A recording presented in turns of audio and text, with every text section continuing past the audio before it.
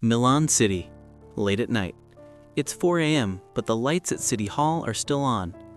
Normally at such hours, people stay awake to watch tennis star Yannick Sinner's match, or maybe because there's a concert in town.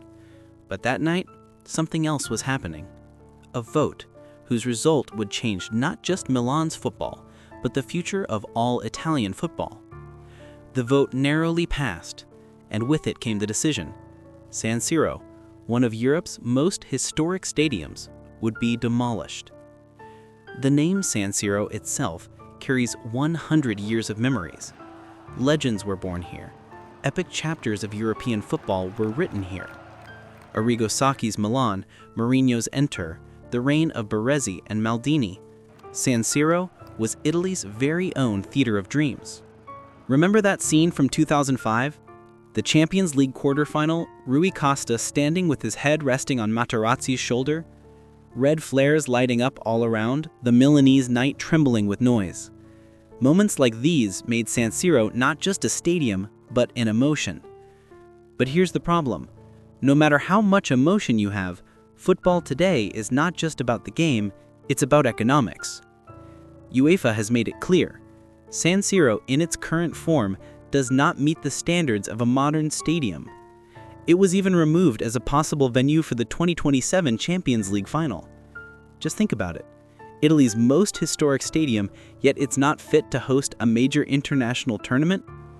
While England's Wembley, Spain's Bernabeu, even Germany's Allianz Arena guarantee millions of fans and hundreds of millions of euros in revenue, San Siro is left standing like an old, crumbling structure.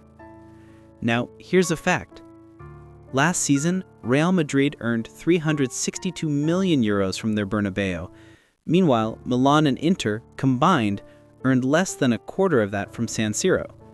When you have to compete with Europe's biggest clubs on salaries, transfer fees, everything, but you're already behind in ticket sales and stadium revenue, how do you keep up?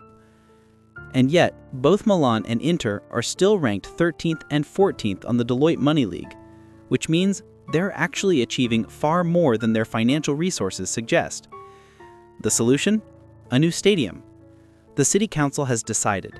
San Siro will be torn down, and in its place, right next to it, will rise a brand new 71,000-seat stadium. The football will remain in the San Siro district itself, but instead of gray concrete, it'll be surrounded by open, green, modern space.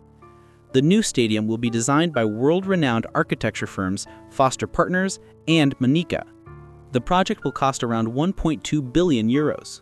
It will feature modern sightlines for fans, accessible design for supporters with special needs, affordable ticket options for all.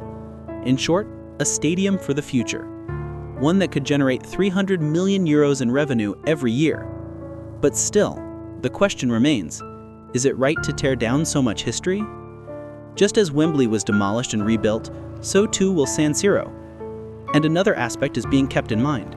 Parts of the old San Siro, especially the second tier, will be preserved, meaning history won't be erased completely. It will live on, woven into the new identity. For Milan and Inter fans, this is an emotional moment. The ground where Maldini's defensive masterclasses were played, where Kaká's magical dribbles stunned the world, where Mourinho held up 3 fingers in his iconic celebration, how can that be demolished easily? Not just the greats of Milan and Inter, but Pele, Maradona, Messi, and Ronaldo all played here. It's the only stadium where Italy's 3 World Cup winning teams played their qualifiers. And beyond football, it has hosted concerts by U2, Taylor Swift, and many more. But in today's football world, emotion is not enough. Economics, fan experience, and modern infrastructure decide who survives at the top. So tearing down San Siro doesn't mean erasing history. It means bringing history back in a new way.